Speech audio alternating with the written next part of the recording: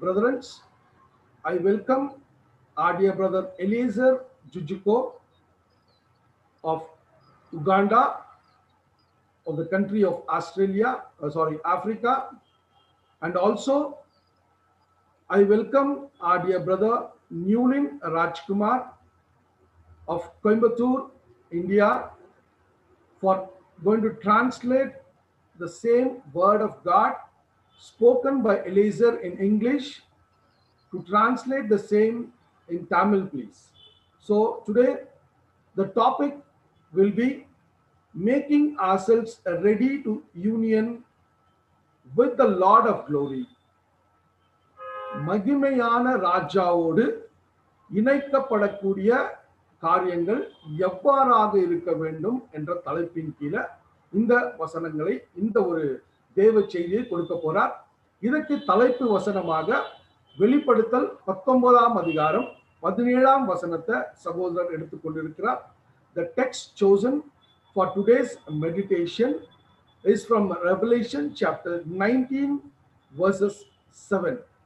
So now I request our dear brother Eliezer Jujuko to deliver the Lord's message and brother Newlin Rajkumar to translate the same in Tamil, please.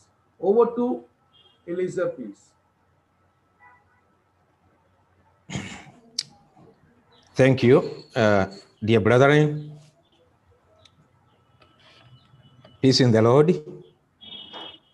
First, I give thanks to our Father for this great feast He has provided us and the privilege to learn together, as well as brethren whom the Lord has used to organize this study meeting.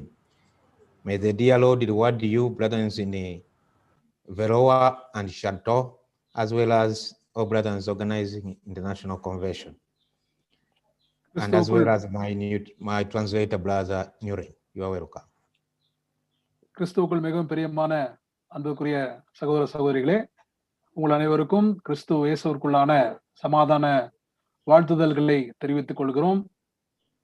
முதலாவது நம்முடைய பிதாவாகிய தேவனுக்கு நன்றிகளை தெரிவித்துக் கொள்கிறேன். இந்த அருமையான ஒரு மிகப்பெரிய ஆவிக்குரிய விருந்திலே நாம் அனைவரும் பங்கு வருவதற்கு தேவன் கிருபை செய்திருக்கிறார். அனைத்து சகோதரர்கள் கூடவும் சேர்ந்து இந்த ஒரு ஆவிக்குரிய விருந்திலே நானும் பங்கு வருவதற்கு தேவன் கிருபை செய்திருக்கிறார். அதுக்காக நன்றிகளை தெரிவித்துக் கொள்கிறோம். இந்த நேரத்திலும் கூட இந்த அருமையான ஒரு ஆவிக்குரிய ஒரு கூடுகையை ஏற்பாடு செய்திருக்கிற அனைத்து சகோதரர்களுக்கும் தேவன் தாமே கிருபை செய்வாராக.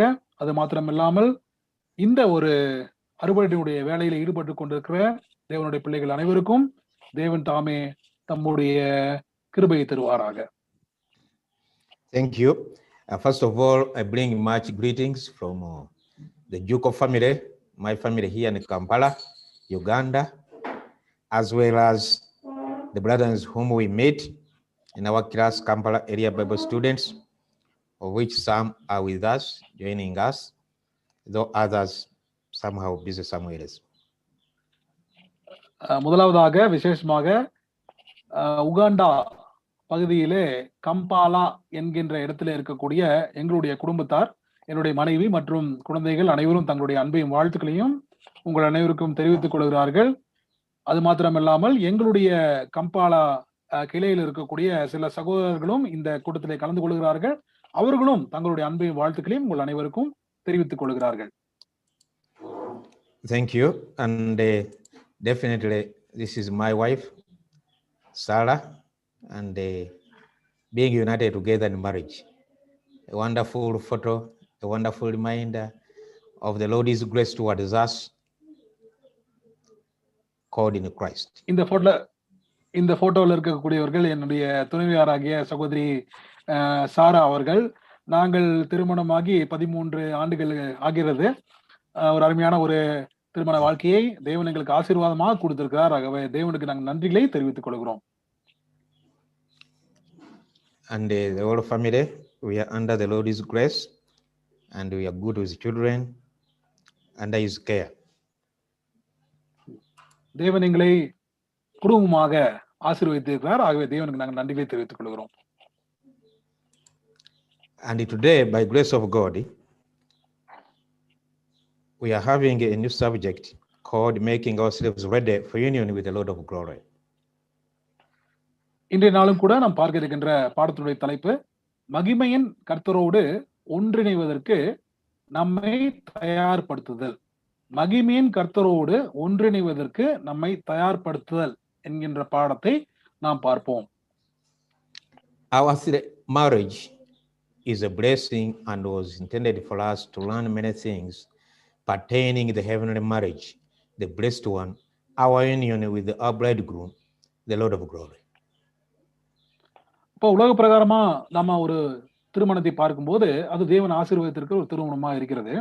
அதே நம்ம ஒரு திருமணத்தை பார்க்கும் போதே நமக்கு என்ன ஒரு ஞாபகம் வருது என்று பார்க்கும் பொழுது மணவாளனாகிய கிறிஸ்துவோடு கூட அந்த மணவாட்டி இணைகின்ற கூடிய ஒரு ஒரு கல்யாணம் என்று வேதாகமம் சொல்லுகிறது. அதை நாம் நினைவுபடுத்திக் கொள்ள வேண்டும். This is called in scriptures the marriage of the Lamb. So we read in Revelation chapter 19 verse 7.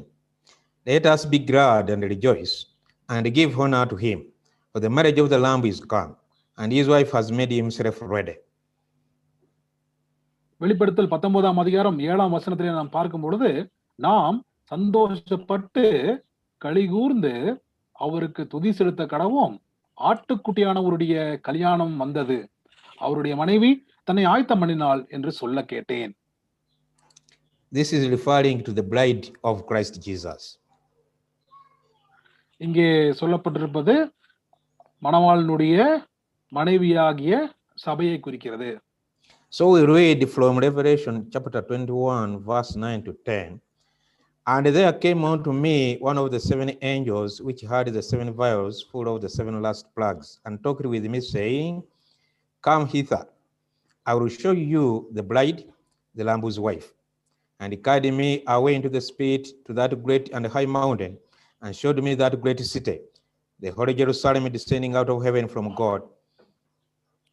இதை தொடர்ந்து நாம் வாசிக்கும் பொழுது வெளிப்படுத்தல் 21ஆம் அதிகாரம் 9-10 வசனங்கள்ல நாம் வாசித்தோமையாகில், பின்பு கடைசியான 7 வாதைகளால் நிறைந்த 7 கலசங்களுடைய அந்த 7 தூதரில் ஒருவன் என்னிடத்தில் வந்து, நீ இங்கே வா, ஆட்டுக்குட்டியானவருடைய மனைவியாகிய மணவாட்டியை உனக்கு காண்பிக்கிறேன் என்று சொல்லி பெரிதும் உயரமுமான ஒரு பர்வதத்தின் மேல் என்னை ஆவியில் கொண்டு போய் தேவனுடைய மகிமையை அடைந்த எருசலேமாகிய பரிசுத்த நகரம் பரலோகத்தை விட்டு தேவனிடத்திலிருந்து இறங்கி வருகிறதை எனக்கு காண்பித்தான்.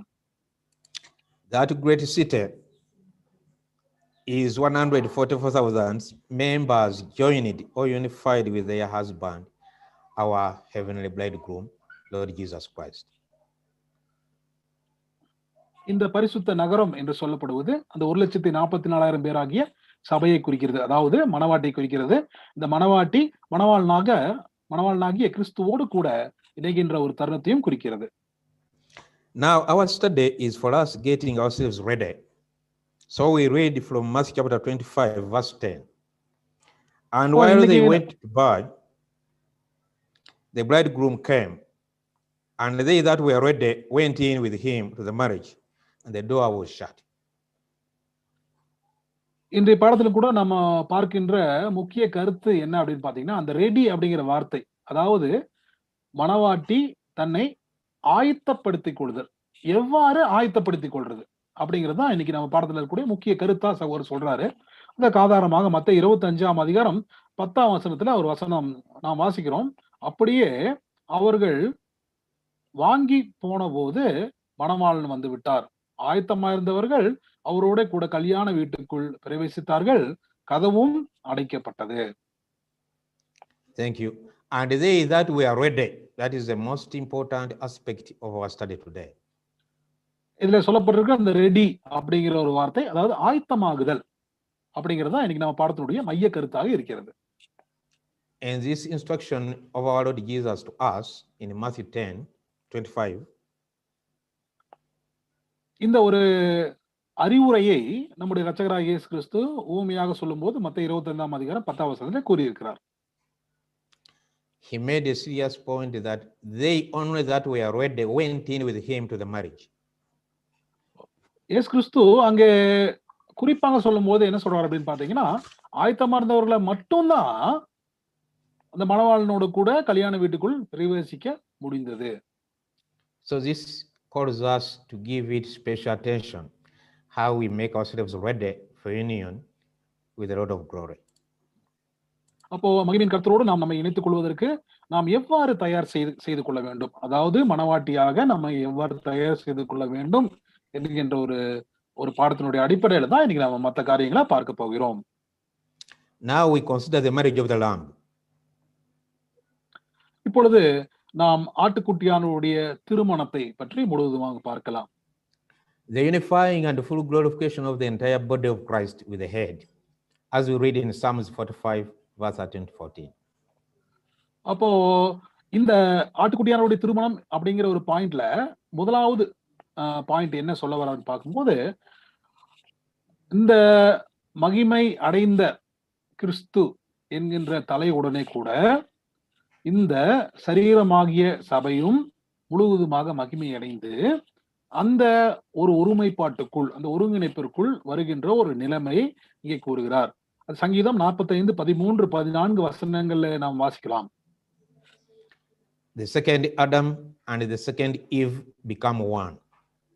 இரண்டாம் ஆதாமாகிய இயேசு கிறிஸ்துவும் இரண்டாம் ஏவாளாகிய மணவாட்டியும் ஒரே சரீரமாகிறார்கள். Then the glorious work of restitution begins, as we read in Revelation 22:17. வெளிப்படுத்தல் 22ஆம் அதிகாரம் 17ஆம் வசனத்திலே சொல்லப்படுகிற இந்த மகிமையான திரும்ப கொடுத்தலுடைய காலங்கள் ஆரம்பமாகிறது. This all because of the union of the bride with the bridegroom in the marriage of the glorious Lamb of God. அப்போ இந்த மூன்று முக்கியமான பாயிண்ட்ஸ் தான் பாத்தீங்கன்னா இந்த ஆட்டுக்குட்டியானவருடைய திருமணம் என்று சொல்லப்படுகிற ஒரு விசேஷமான தலைப்பின் கீழ் வருகிறது. In reprint 8:4-5, we read, we aid each other in the cultivation of those traits of character which the Lord has stipulated. அப்போ ரீப்ரின்ஸ் 845 நாம் வாசிக்கும் பொழுது, நாம் ஒருவருக்கொருவர் இந்த கிறிஸ்துவ குணலட்சணத்திலே நாம் ஒருவருக்கொருவர் நம்மை நாமே வளர்த்தி கொள்ள வேண்டும் என்கின்ற ஒரு காரியத்தை வாசிக்கிறோம். The commission of the church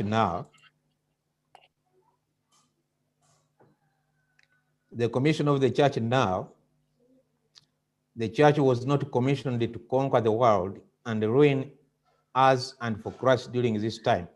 Her commission was to make herself ready. Reprint 4799, as definitely we see our work in Jude chapter 1, verse 20. இந்த ஒரு காலத்துல இப்பொழுது வாழ்ந்து கொண்டிருக்கிற இந்த ஒரு சுவிசேஷத்தினுடைய பகுதியிலே சபையினுடைய கடமை என்ன அல்லது சபை கொடுக்கப்பட்டிருக்கின்ற பொறுப்பு என்ன என்று பார்க்கும்பொழுது, இந்த உலகத்திலேயே அவர்கள் கிறிஸ்துவோடு கூட அவர்களுடைய ராஜ்யத்தை ஆரம்பிக்க வேண்டும் என்பது சபையினுடைய கடமை அல்ல, அல்லது சபை கொடுக்கப்பட்டிருக்கிற கடமை அல்ல. இந்த உலகத்திலேயே அல்லது சுவிசேஷ காலத்திலேயே சபை கொடுக்கப்பட்டிருக்கிற மிக பிரதானமான கடமை என்னவென்றால், தங்களை தாங்களே மணவாடியாக தயார் செய்து கொள்ள வேண்டும். இதுதான் சபை கொடுக்கப்பட்டிருக்க பிரதான கடமையாக இருக்கிறது.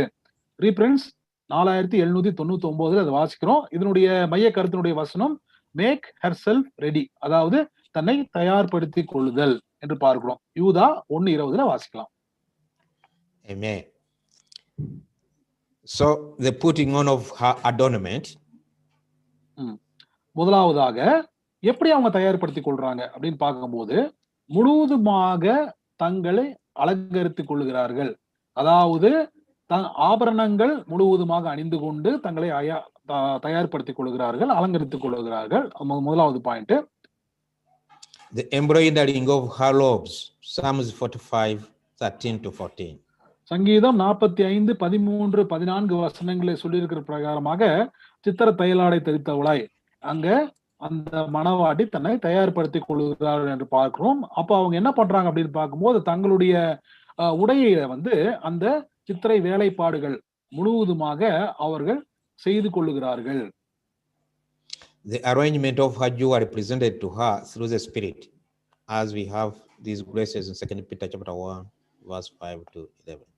அடுத்ததாக 2 பேதுரு 1ஆம் அதிகாரம் 5-8 வசனங்கள்ல சொல்லி இருக்கிற பிரகாரமாக இப்படி இருக்க நீங்கள் அதிக ஜாக்கிரதை உள்ளவர்களாய் உங்கள் விசுவாசத்தோட தைரியத்தோட ஞானத்தையும், ஞானத்தோட இச்சையடக்கத்தையும், இச்சையடக்கத்தோட பொறுமையோட தேவபக்தியையும், தேவபக்தியோட சகோதர சிநேகத்தோட அன்பையும் கூட்டி வழங்குங்கள் என்று சொல்லப்பட்டிருக்கிற இந்த ஒவ்வொரு அந்த ஒரு குணலட்சணமும் ஒரு ஆபரணமாக, ஆவிக்குரிய ஆபரணமாக தன்னை அலங்கரித்துக் கொள்கிறாள். All this work was left to us to do for ourselves, as we read in Reprint 2:20. ரீப்ரின்ஸ் 22:02 சொல்லுகிற பிரகாரமாக மணவாட்டி தன்னைத்தானே அலங்கரித்துக் கொள்ள வேண்டும். அவங்க ஒவ்வொருத்தருமே அந்த அலங்கரிப்பை அவங்களே செய்து கொள்ள வேண்டியதாக இருக்கிறது என்று பார்க்கிறோம். Making it a stronger point that the bride makes herself ready for union with the bridegroom, using the very means provided by the bridegroom. அப்போ மணவாளனாகிய கிறிஸ்து காண்பித்திருக்கின்ற வழியிலே, மணவாளனாகிய கிறிஸ்து கொடுத்திருக்கின்ற போதனையின் பிரகாரமாகத்தான் மணவாட்டி தன்னைத்தானே அலங்கரித்துக் கொள்ளுகிறாள், கிறிஸ்துவோடு கூட இணைவதற்காக. Now, for anyone to qualify, there must be some qualifications to join the Lord. So let's consider some of the qualifications to be the bride of Christ. அடுத்ததாக மணவாட்டியாக வேண்டும் என்றால் அதற்கான தகுதிகள் என்ன என்பதை நம்ம பார்க்கலாம். எப்படி என்னென்ன தகுதிகள் இருக்குது, என்னென்ன தகுதிகள் இருந்தால் மணவாட்டி ஆக முடியும் அப்படிங்கிறத வாசிக்கலாம். Each, as he entered the wedding apartments, has become exercised in having his garments without spot or wrinkle before him, our bridegroom. So we read from Ephesians chapter 5, verse 26 to 27. அப்போ இங்க நம்ம பார்க்கும்போது இந்த வெட்டிங் அபார்ட்மெண்ட்ஸ் அப்படிங்கிற ஒரு வார்த்தை வந்து அவர் use பண்ணியிருக்காரு. அப்ப என்னன்னா, as he entered the wedding apartments அப்படின்னா ஆல்ரெடி மணவாளன் வந்து ரெடியா இருக்கிறாரு. அதாவது அந்த கல்யாண மண்டபத்துல அல்லது கல்யாண மண்டபத்துல வந்து மணவாளன் வந்து ஃபுல்லா தயாராகி ரெடியாகி உட்கார்ந்துட்டு இருக்காரு. இப்போ அவங்க பக்கத்துல போய், மணவாளன் பக்கத்துல போய் மணவாட்டி போய் உட்காரணும். மணவாட்டி உட்காரன்னு சொன்னா மணவாட்டி வந்து அலங்காரம் எல்லாம் போய் உட்கார முடியுமா? நிச்சயமா உட்கார முடியாது. அப்ப மணவாட்டி என்ன பண்ணணும்னா அவங்களும் கூட எப்படி கிறிஸ்து வந்து தன்னை பூர்ணமாக அலங்கரித்து கொண்டு அந்த மணமேடையில உட்கார்ந்துட்டு இருக்காரோ அதே மாதிரி தங்களை தாங்களே மணவாட்டியும் அலங்கரித்துக் கொள்ள வேண்டும். எப்படி அலங்கரித்துக் கொள்வது என்பதை பத்தி தான் எபேசியர் 5:26, 26, 27 வசனங்கள்ல சொல்லும் பொழுது, நாம் தாம் அதை திருவசனத்தை கொண்டு தண்ணீர் முழுக்கினால் சுத்திகரித்து பரிசுத்தமாக்குறதற்கும் கரை திரை முதலானவைகள் ஒன்றும் இல்லாமல் பரிசுத்தமும் பிழையற்றதுமான மகிமையுள்ள சபையாக அதை தமக்கு முன் நிறுத்திக் கொள்வதற்கும் தம்மைத்தாமே அதற்காக ஒப்பு கொடுத்தார். In Ephesians chapter 5, verse 26-27, we read, so that he might sanctify her, having cleansed her by the washing of the water with the word, so that he might present the church to himself in splendor, without spot or wrinkle or any such thing, that she might be holy and without blemish.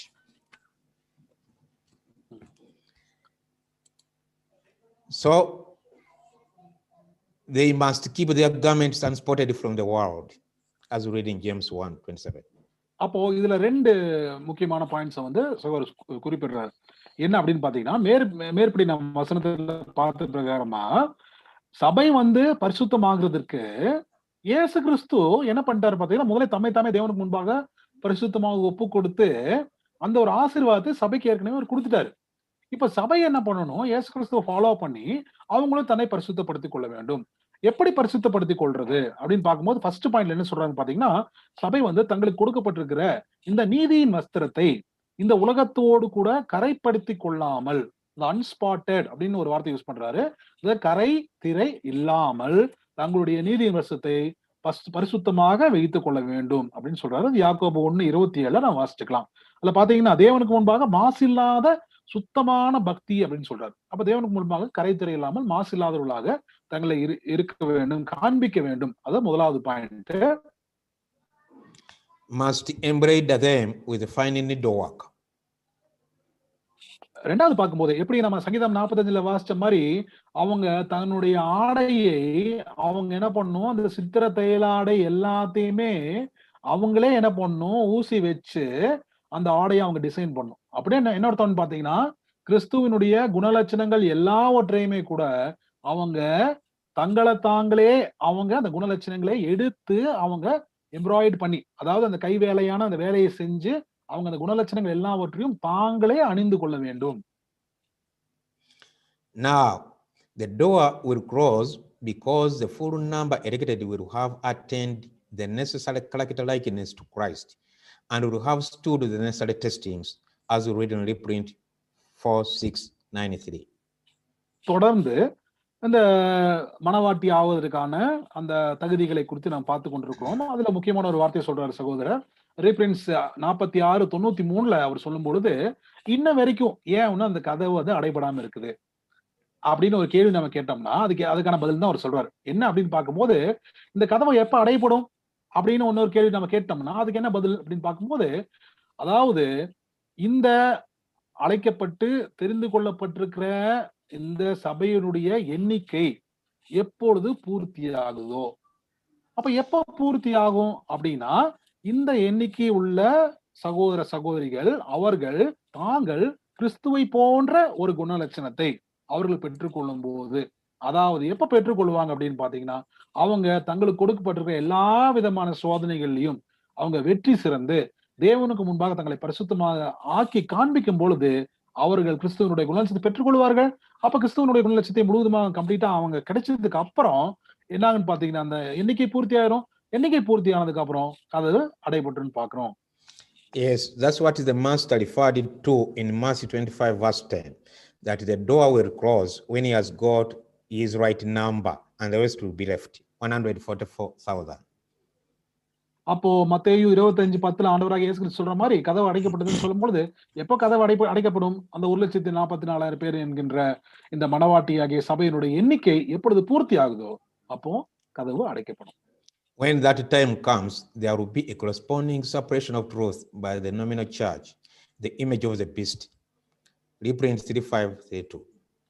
அப்போ ரீப்ரின்ஸ் 35:32 சொல்லுகிற பிரகாரமாக இந்த மாதிரி இந்த கதவு அடைக்கப்படுகின்ற அந்த சந்தர்ப்பத்தை நோக்கி இந்த ஒரு நேரத்தை நோக்கி சபையானது போய்கொண்டிருக்குது.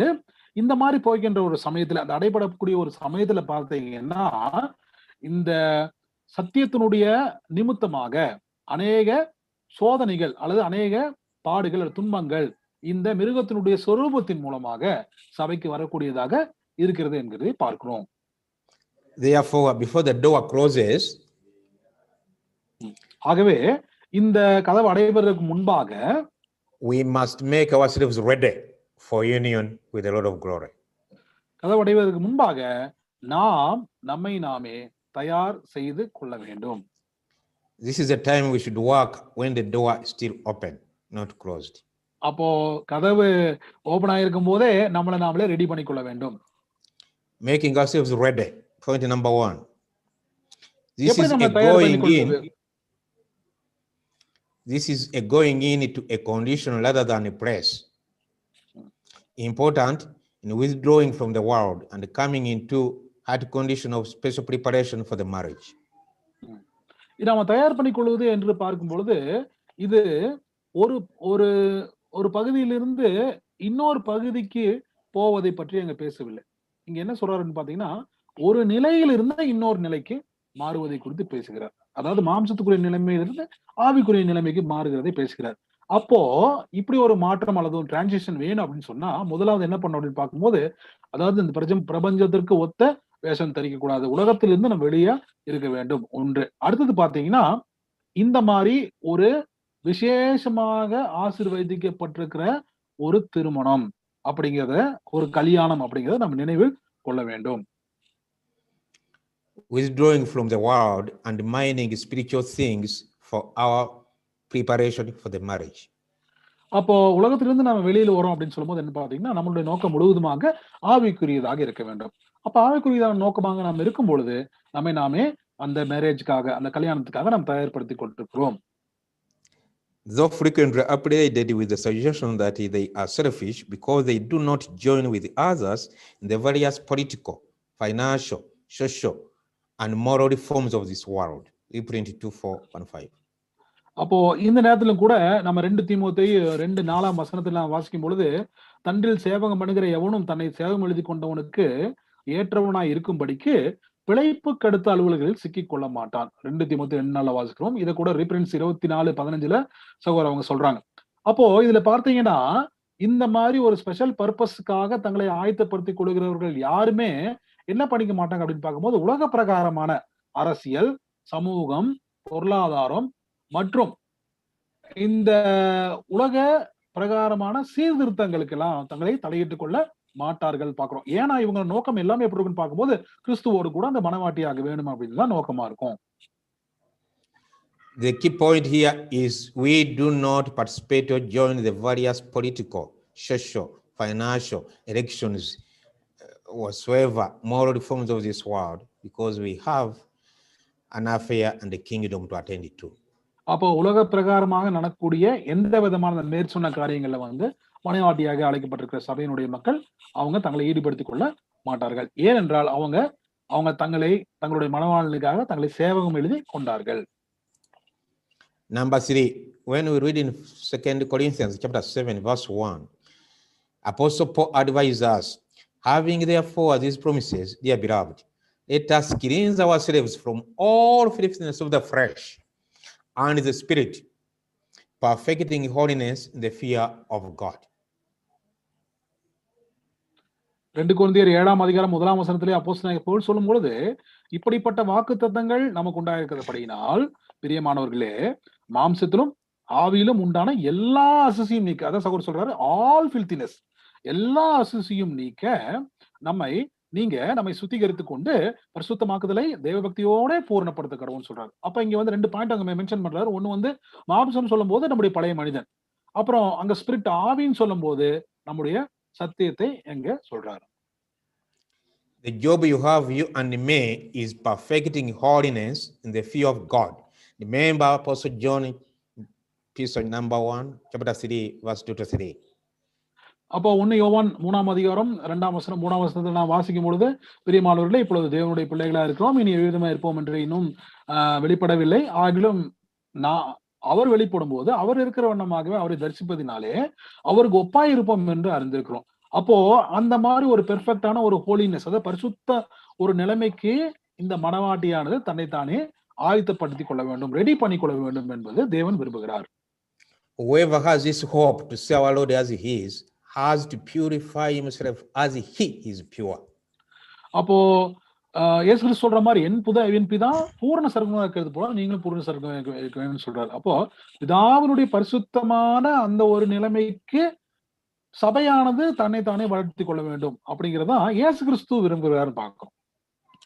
Perfecting holiness moves ahead to include all the sufferings which the Lord in his wise wisdom will bring for our sanctification, for our perfection. அப்போ இந்த பெர்ஃபெக்டிங் ஹோலினஸ் அப்படின்னு சொல்ற அந்த ஒரு வார்த்தை, அதாவது தேவ பக்தியோட பூரணமாக்கப்படுதல் அப்படின்னு சொல்லும் போது பாத்தீங்கன்னா, இந்த ஒரு பூரணமாக்கப்படுதலை நம்முடைய இரட்சகராகிய இயேசு கிறிஸ்து நமக்கு கொடுத்திருக்கிறாரு. அது நம்ம எப்படி அந்த பூரணமாகிற நிலைமையை அடையிறோம் அப்படின்னு பார்க்கும்போது, நமக்கு கொடுக்கப்பட்டிருக்கிற இந்த சோதனைகள் எல்லாவற்றிலுமே கூட நாம தைரியமாக அந்த சோதனைகளை மேற்கொண்டு நம்முடைய வழியில் நடக்கும் பொழுது இந்த தேவ பக்தியோடு கூட அந்த பூரணமாகுதலை நம்ம அடைந்து கொள்வோம். Making ourselves ready, point number 4. We read in 2 Timothy chapter 2 verse 15. Study to show yourself approved unto God, rightly dividing the word of truth. For the Lord God proves all, as we read in 2 Thessalonians chapter 2 verse 10 to 12, by permitting errors to sift those who are not established in the faith. 2 தீமோத்தேயு 2ஆம் அதிகாரம் 15ஆம் வசனத்திலே அங்க தேவன் சொல்லும் பொழுது, நீ வெட்கப்படாத ஊழியக்காரனாயும் சத்திய வசனத்தை நிதானமாய் பகுத்து போதிக்கிறவனாயும் உன்னை தேவனுக்கு முன்பாக உத்தமனாய் நிறுத்தும்படி ஜாக்கிரதையார். அப்ப என்னன்னா இங்க என்ன சொல்றாரு பார்க்கும்போது, எப்படி நம்ம தேவனுக்கு முன்பாக நம்மை அப்ரூவ் பண்ணி காமிக்கிறோம், நம்மளை எப்படி நம்ம உண்மையா நம்ம அப்ரூவ் பண்ணி காமிக்கிறோம் அப்படிங்கிறத தேவன் அங்க பாக்குறாரு. நம்ம எப்படி உத்தமனா நம்ம நிறுத்துறோம் பாக்குறாரு. அடுத்தது பாத்தீங்கன்னா, தேவன் என்ன பண்றாரு அப்படின்னு பார்க்கும்போது, அவரே அந்த ஒரு அங்கீகரிப்பை அவர் கொடுக்கிறார். தேவனே அங்கீகரிக்கிறார். எப்படி? Study the scriptures. எப்படி அங்கீகரிக்கிறார் அப்படின்னு பார்க்கும்போது அதுல கூட அந்த 1 தீமோத்தேயு 4ஆம் அதிகாரம் 1ஆம் வசனத்துல நாம் பார்க்கும்போது, ஆகிலும் ஆவியானவர் வெளிப்படையாய் சொல்லுகிறபடி பிற்காலங்களிலே மனசாட்சியில் சூடுண்ட பொய்யருடைய மாயத்தினாலே சிலர் வஞ்சிக்கிற ஆவிகளுக்கும் பிசாசுகளின் உபதேசங்களுக்கும் செவி கொடுத்து விசுவாசத்தை விட்டு விலகி போவார்கள் அப்படின்னு என்ன அர்த்தம் பார்க்கும்போது, இந்த ஒரு லைன்ல இல்லாதவங்க என்ன ஆயிருவாங்க பாத்தீங்கன்னா, தேவன் ப்ரூவ் பண்ற மாதிரி நடக்காதவங்க அவங்களே இந்த ஒரு லைன்ல இருந்து விலகி போயிடுவார்கள் அப்படின்னு நாம் தெரிந்து கொள்ளலாம். Study the scriptures to get the truth of it. தேவனுடைய சத்திய வசனங்கள் நாம் வாசிக்கலாம். Study your personal relationship with the Lord. ஆமா, தேவனுக்குள்ளாக நடக்க வேண்டிய வழிமுறைகளை நம்ம கற்றுக்கொள்ளலாம். Study God's providences for our help and for our growth. தேவன் நமக்காக வைத்திருக்கிற நம்முடைய வளர்ச்சிக்காக வைத்திருக்கிற வழிமுறைகளை கற்றுக்கொள்ளலாம். Study nature, the trees, animals and all around you. நம்மை சுற்றி இருக்கக்கூடிய இந்த இயற்கையும் நம்மை சுற்றி படைக்கப்பட்டிருக்கின்ற விலங்குகள் மற்றும் எல்லா காரியங்களையும் பார்க்கும் பொழுது தேவனுடைய நாமத்தை நம்ம மகிமைப்படுத்திக் கொள்ளலாம். Study the Lord is partner. The Lord is dealing with his church right away from our Lord. அப்போ இயேசு கிறிஸ்து தம்முடைய சபையோடு கூட அவர் நடத்தி வருகின்ற வழிமுறைகளை நம்ம கற்றுக்கொள்கிறோம். We have seen it is God's way to permit errors to shift those who are not established in the faith. அப்போ தேவன் என்ன பண்றாரு பாத்தீங்கன்னா, இந்த மாதிரி இந்த ஒரு மனவாட்டியினுடைய லைனுக்கு வராதவங்களுக்கு தேவன் என்ன பண்றாரு பார்க்கும்போது வாய்ப்புகள் கொடுக்குறாரு. ஆனா அவங்க என்ன பண்றாங்க அப்படின்னு பாத்தீங்கன்னா, அந்த வாய்ப்பை விட்டு விலகி போகிறவர்கள் இருக்கிறார்கள் அப்படின்னு பார்க்கிறோம். So we must study. It's an important qualification to make ourselves ready. அப்போ ஃபர்ஸ்ட் என்னன்னு பாத்தீங்கன்னா, நாம கற்றுக்கொள்ள வேண்டியது அதிகமா இருக்குது, அவசியமா இருக்குது அப்படிங்கறத பார்க்கிறோம். Number 5, the love of money and ambition for material wealth is a great snare. And we read from 1 Timothy chapter 6, verse 6.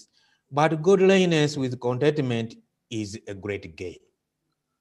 1 Timothy 6:6ல வாசிக்கும் போது என்ன பாத்தீங்கன்னா, பண ஆசை எல்லா தீமைக்கும் வேற இருக்குது, அது வந்து ஒரு கண்ணியா இருக்குது அப்படின்னு பாக்குறோம். அப்போ இதுல இருந்து என்ன ஒரு வெளிவரக்கான வழி என்ன அப்படின்னு பார்க்கும்போது, போதுமன்ற மனதுடனே கூடிய தேவபக்தியே மிகுந்த ஆதாயம் அப்படிங்கிறதையும் வாசிக்கிறோம். This is a trial to everyone. We must have self-control and examine exactly in our individual affairs. அப்ப நம்ம உலக பிரகாரமான ஒரு காரியத்துல வந்து இது மிகப்பெரிய ஒரு கண்ணியாக இருக்கிறது.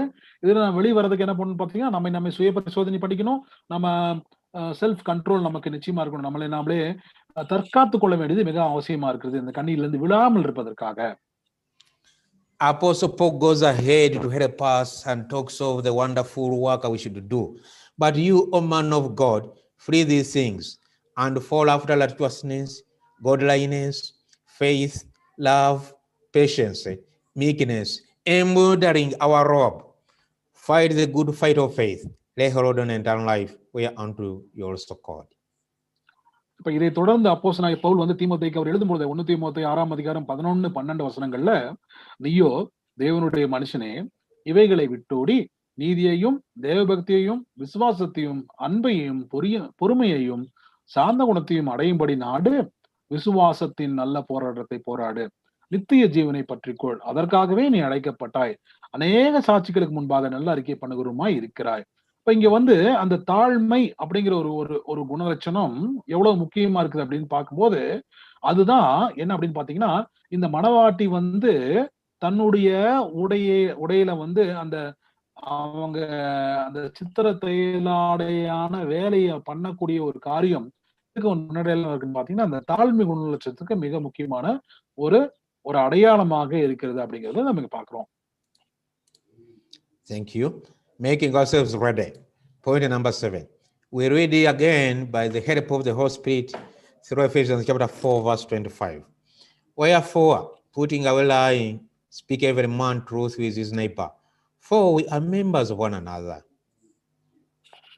நம்மை நாமே தயாரிப்படுத்திக் கொள்ளுதல்ல 7வது பாயிண்ட் நம்ம பாக்குறோம். எபேசியர் 4:25ல, அன்றியும் நாம் ஒருவருக்கு ஒருவர் அவயவங்களாக இருக்கிறபடியால் பொய்களை களைந்து அவனவன் பிறனுடனே மெய்யை பேச கடவன். அப்ப சத்தியத்தை மட்டும் பேசணும் அப்படிங்கறது முக்கியமான பாயிண்ட் சொல்றாரு. 8. Ephesians chapter 4, verse 26. Be you angry and sin not. Let not your wrath go down upon your wrath. It's not the sun go down upon your wrath. எபேசியர் 4:26 சொல்லும் பொழுது, நீங்கள் கோபம் கொண்டாலும் பாவம் செய்யாதிருங்கள், சூரியன் அஸ்தமிக்கிறதற்கு முன்னாக உங்கள் எரிச்சல் தணிய கடவுள் என்று கூறுகிறார். Yes, let us have righteous anger and be kind and be merciful like our heavenly Father. அப்போ தேவன் எப்படி இரக்கமுள்ளவராக இருக்கிறாரோ அதை போன்ற ஒரு சுபாவத்தை நாம் வைத்துக் கொள்ள வேண்டும். நமக்குள்ளாக இருக்கக்கூடிய கோபத்தை நாம் கோபம் கொள்ளக்கூடாது அப்படிங்கிறத பார்க்கணும். In Ephesians chapter 4 verse 28, Apostle Paul states some important elements we need to be very established. Let him that stole steal no more, but let him labor, working with his hands, that he may provide those things which is good, that he may have to give even to him that needs. எபேசியர் 4:28 முக்கியமான ஒரு காரியத்தை கூட பவுல் அப்போஸ்தலன் சொல்லுகிறார். திருடுகிறவன் இனி திருடாமல் குறைச்சல் உள்ளவனுக்கு கொடுக்கத்தக்கதாக தனக்கு உண்டாயிருக்கும்படி தன் கைகளினால் நலமான வேலையை செய்து பிரயாசப்பட கடவன் என்று கூறுகிறார். And another important point, number 10, let no corrupt communication proceeds out of your mouth, but that which is good to the use of edifying, that it may minister grace unto the hearers. அடுத்த ஒரு முக்கியமான குணாச்சரியத்தை கூட அங்க பவுல் அப்போஸ்தலன் சொல்லும் பொழுது, கெட்ட வார்த்தை ஒன்றும் உங்கள் வாயிலிருந்து புறப்பட வேண்டாம். அது இங்கிலீஷ்ல அந்த வார்த்தையை எப்படி சொல்லப்பட்டிருக்குன்னா, கரப்ட் கம்யூனிகேஷன் அப்படிங்கிறது இவங்க யூஸ் பண்ணிருக்காங்க வார்த்தை. தமிழ்ல வந்து கெட்ட வார்த்தை அப்படின்னு யூஸ் பண்ணிருக்காங்க. கெட்ட வார்த்தை ஒன்றும் உங்கள் வாயிலிருந்து புறப்பட வேண்டாம், பக்தி விருத்திக்கு ஏதுவான நல்ல வார்த்தை உண்டானால் அதையே கேட்கிறவர்களுக்கு பிரயோஜனம் உண்டாகும்படி பேசுங்கள் அப்படின்னு சொல்றாங்க. That's very important for us to follow. Point number 11, in Ephesians chapter 4 verse 1, let all bitterness and wrath and anger and clamor and evil speaking be put away from you with all malice. அடுத்து எபேசியர் 4:31 அடுத்த point சொல்றாரு. அத மனவாட்டி தன்னை எப்படி தயார்படுத்திக் கொள்வது என்கிறதுல 11வது பாயிண்ட் எபேசியர் 4:31, சகல விதமான கசப்பும் கோபமும் ஊர்க்கமும் கூக்குரலும் தூஷணமும் மற்ற எந்த துர்க்குணமும் உங்களை விட்டு நீங்க கடவுது என்று சொல்லுகிறார். With such works there is no place to be a member of the bride of the glorious Lord. அப்போ ஒருவேளை இந்த மேற்சொன்ன இந்த குணலட்சணங்கள்ல, அதாவது தேவன் விரோதிக்கின்ற குணலட்சணங்கள்ல நம்ம பழகி கொண்டிருப்போமையாக, அந்த குணலட்சணங்களை நம்ம வைத்துக் கொண்டிருப்போமையாக, நம்ம வந்து இந்த ஒரு மனவாட்டியாக அந்த தகுதிக்குள்ளார நாம போக முடியாது என்று பார்க்கிறோம். And in Ephesians chapter 4 verse 32, and be you kind one to another, tender-hearted, forgiving one another, even as God for Christ's sake has given you. அப்ப மேல சொன்ன வசனங்கள்லாம் பாத்தீங்கன்னா எப்படி இருக்க கூடாதுங்கிறது சொல்லியிருக்காரு.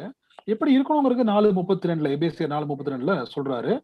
ஒருவருக்கொருவர் தயவாயும் மன உருக்கமாயும் இருந்து கிறிஸ்துவுக்குள் தேவன் உங்களுக்கு மன்னித்தது போல நீங்களும் ஒருவருக்கொருவர் மன்னியுங்கள் என்று சொல்லுகிறார். This introduces us to have a full heart of sympathy, compassionate, loving, generous, like a God.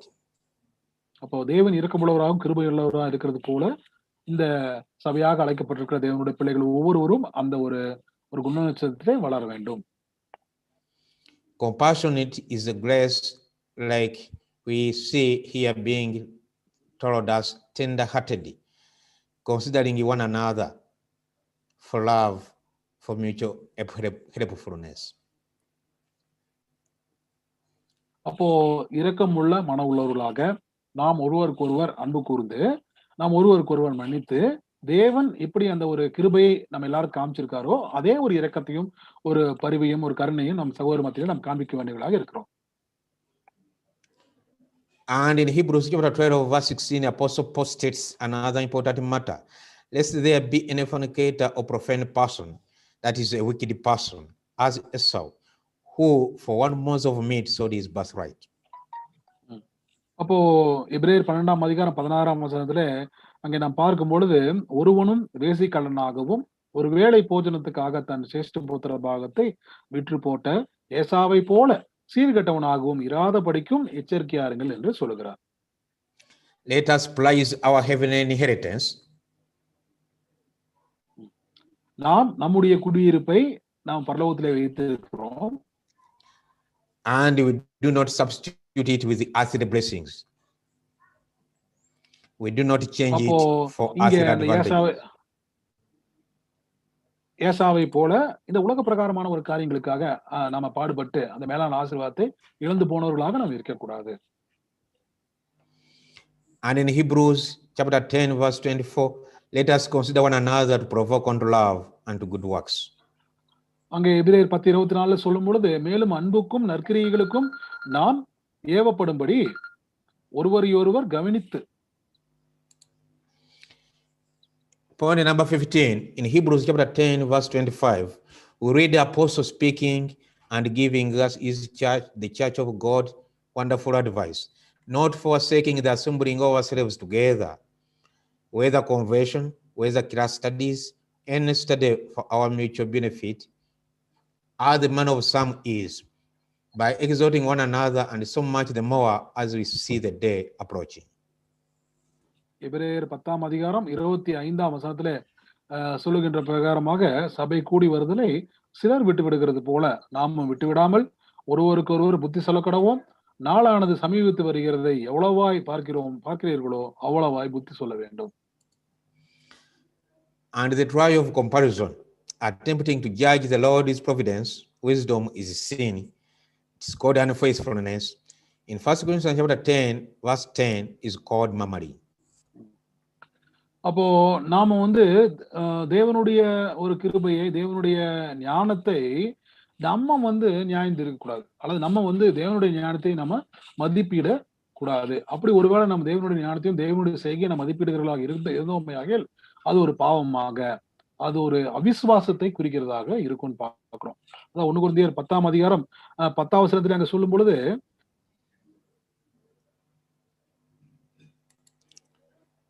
if such criticism of the Lord's providences comes to our mind at any time, we should ask ourselves, what is that to you? Follow you me, as our Lord said to Peter in John chapter 21 verse 22. அப்போ மனவாட்டிகளாக நம்ம ஆயத்தப்படுத்திக் கொள்ளும் போது நமக்கு இருக்கக்கூடாத ஒரு குணலட்சணத்தை அங்க சொல்றாரு. 1 கொரிந்தியர் 10:10 அவர்களில் சிலர் முறுமுறுத்து சங்காரக்காரனாலே அழிக்கப்பட்டார்கள், அது போல நீங்களும் முறுமுறுக்காதிருங்கள். இப்ப ஒரு குவாலிட்டி இந்த கிறிஸ்துவனுடைய சபையாக அழைக்கப்பட்டிருக்கிற அந்த மனவாடி வகுப்பார் நிச்சயமா இருக்கக்கூடாது. அடுத்ததாக தேவனுடைய அந்த ஒரு வழிநடத்தல, தேவனுடைய இந்த ப்ரொவிடன்ஸை நம்ம எந்த வகையில என்ன பண்ணக்கூடாதுன்னா, நம்ம ஜட்ஜ் பண்ணக்கூடாது அப்படின்னு பாக்குறோம். இதுக்கு ஒரு நல்ல உதாரணம் பாத்தீங்கன்னா, அந்த யோவான் 21:22 இயேசு கிறிஸ்து அங்க யோவான் அவரை நோக்கி வருகிறத பார்த்து பேதுரு கேட்கிறாரு, இவன் காரியம் என்னன்னு கேட்கிறாரு. அப்ப இயேசு கிறிஸ்து என்ன சொல்லுவார் அப்படின்னு பாத்தீங்கன்னா, இவன் என்னோடு இருக்க எனக்கு சித்தமானால் உனக்கு என்னன்னு கேட்பாரு. அப்ப இது என்ன பாயிண்ட் அங்க சொல்ல வர்றாருன்னு பார்க்கும்போது, தேவனுடைய நியாயங்கள் அல்லது நியாய தீர்ப்பு அல்லது தேவனுடைய வழிமுறைகளை நம்ம என்ன பண்ணக்கூடாதுன்னா, நீங்க இப்படி பண்ணீங்க, நீங்க இப்படி செஞ்சீங்க, தேவனை நம்ம கேட்கறதுக்கு நமக்கு எந்த விதமான ரைட்ஸும் இல்ல அப்படிங்கறத அந்த பாயிண்ட் சொல்றாரு. We should not compare our affairs with other brothers' affairs. அப்போ நம்மளுடைய தாளந்துகளை அல்லது நம்மளுடைய காரியங்களை, நம்மளுடைய வேலைகளை நம்ம இப்படி நல்லா செய்யறோம் பண்றோம், அல்லது மத்தவங்க அப்படி செய்யறது இல்லை, அவங்க அப்படி பண்றது இப்படி பண்றது இல்லைன்னு சொல்லி நாமளே மத்தவங்க கூட அல்லது மத்த சகோதரர்கள் கூட நம்ம என்ன பண்ணக்கூடாதுன்னா கம்பேர் பண்ணி பார்க்க கூடாது. We should be content with the Lord's providences and give thanks to God always. அப்போ நம்ம கொடுத்திருக்கிற எல்லா விதமான நன்மையான ஈவுகளுக்காகவும் தேவனுக்கு நாம் நன்றி செலுத்தக்கூடவும் நாம் போதும் என்ற மனதோடையும் கூட நம்ம இருக்க வேண்டியது அவசியமா இருக்கிறது. And the more we study God's providences, the more we shall be leading in the spirit of thanksgiving ever.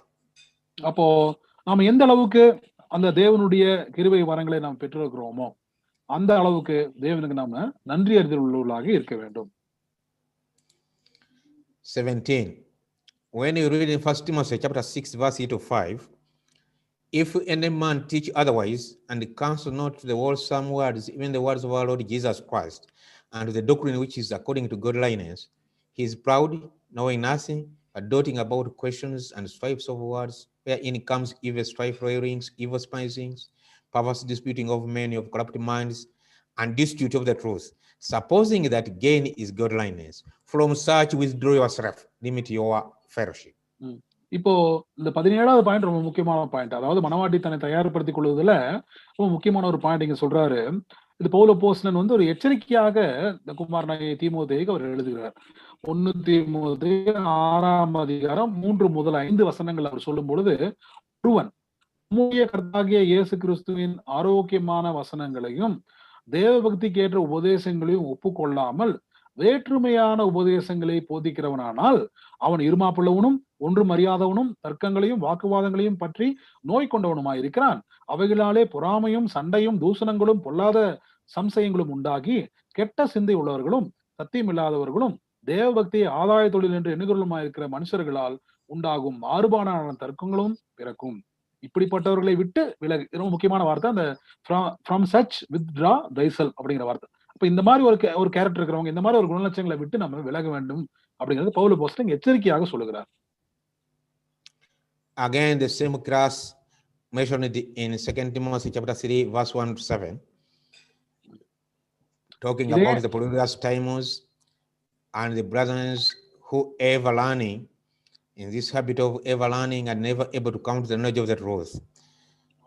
All these who are ever coming with new doctrines, changing the seventh trumpet, coming with new chronology, changing the voice of the seventh trumpet, all these who are ever learning and never able to come to the knowledge of the truth, from such identify and withdraw yourself.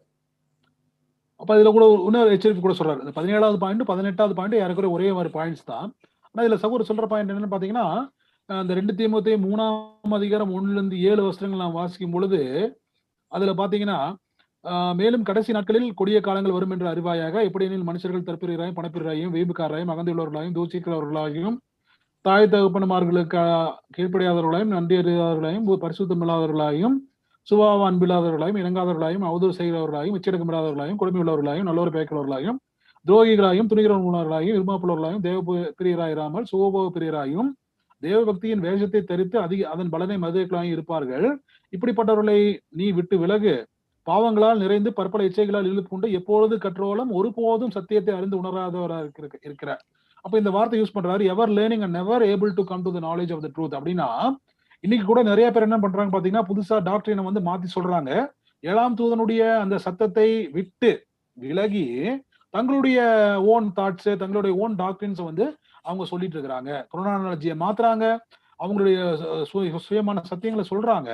அவங்களை விட்டு நாம அவங்களை identify பண்ணணும் first, அப்புறம் அவங்களை விட்டு வெளியில வந்துடணும். அதான் ஃபர்ஸ்ட் பாயிண்ட் என்ன, வித்ட்ரா தெய்வெல்ஃப், அவங்களை விட்டு வெளியே வரணும். அப்புறம் அடுத்த பாயிண்ட்ல அதை சொல்றாரு, அவங்களை விட்டு வெளியே வரணுங்கிறதையும் சகோதரர் சொல்றாரு. அப்ப முதல்ல நம்ம யார் இப்படி பண்றாங்கன்னு தெரிஞ்சுக்கணும், அடுத்தது அவங்களை விட்டு நாம வெளியில வரணுங்கிறது அவசியமாக இருக்கிறது. The message provided by the Lord through the seventh messenger, Brother Russell, is very detailed and very important, still valuable. And since 1914 up to date, the seventh message is still very valuable and being supported by scriptures. All the developments being catered for in the scriptures.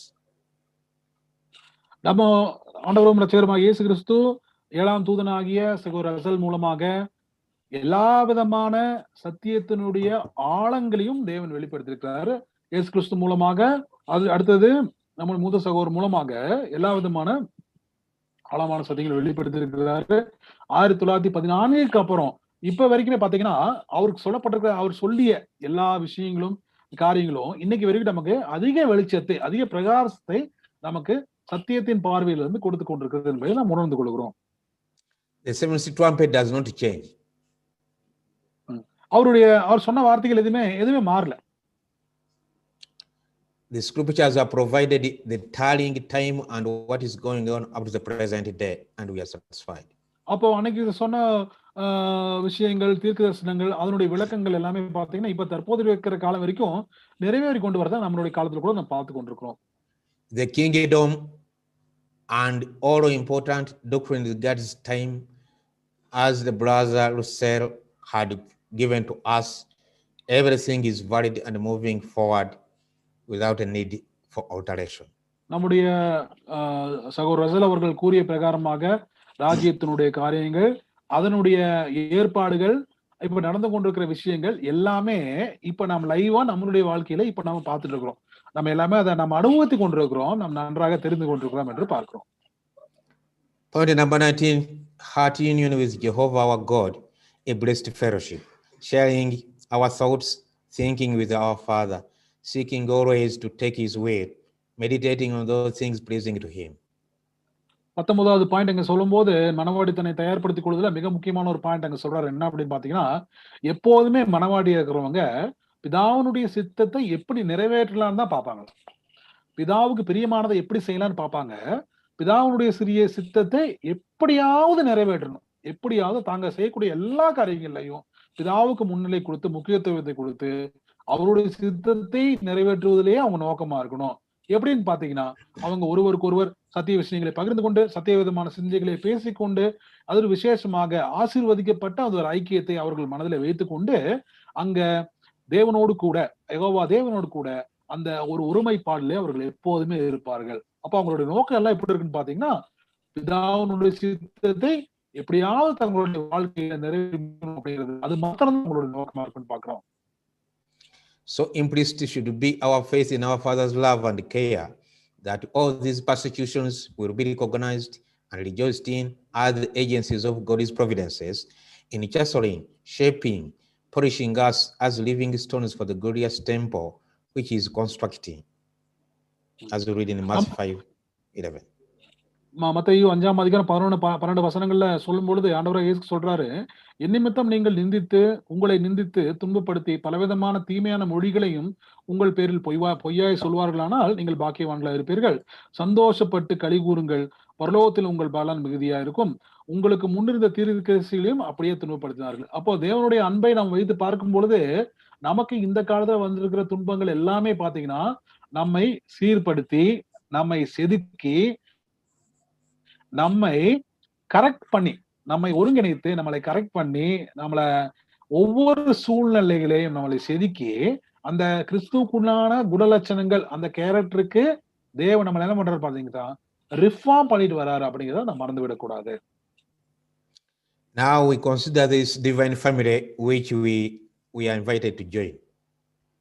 இப்ப நம்ம என்ன பாக்குறோம்னு பாத்தீங்கன்னா, அந்த தெய்வீக குடும்பத்தை குறித்து பாக்குறோம். அந்த ஒரு குடும்பத்திற்குள்ள நம்ம சேர்றதுக்காக நம்ம அழைக்கப்பட்டிருக்கிறோம். அந்த குடும்பம் எப்படி இருக்கும், அந்த குடும்பத்துக்கு உண்டான கிறிஸ்துவ குணலட்சணம், கிரைஸ்ட் லைக்னஸ் நம்ம கிட்ட இருக்குதா அப்படின்னு நம்ம யோசிச்சு பார்க்க வேண்டியங்களா இருக்கும். இதுதான் என்னன்னு பாத்தீங்கன்னா, அந்த புறப்பட்டு வருகிறதான பரிசுத்தமான நகரம் அல்லது ஒரு சமாதானத்தினுடைய நகரம் என்று அங்க சொல்லப்பட்டிருக்கு. This glorious city of peace. மகிமையான சமாதானத்தினுடைய நகரம் என்று சொல்லப்படுகிறது. So let us consider this oneness in Christ, as we read in John chapter 17, verse 21, that they all may be one. That is our Lord Jesus praying for all who would join him, those who would constitute his bride. That they all may be one, as you, Father, art in me, and I in you, that they also may be one in us. அப்போ அந்த கிறிஸ்துவுக்குள்ளான ஒருமைப்பாடு கொடுத்தோம் இங்க இயேசு கிறிஸ்து சொல்றாரு தம்முடைய ஜெபத்துல யோவான் 17ஆம் அதிகாரத்தில் சொல்லும் போது, அவர்கள் எல்லாரும் ஒன்றா இருக்கும்.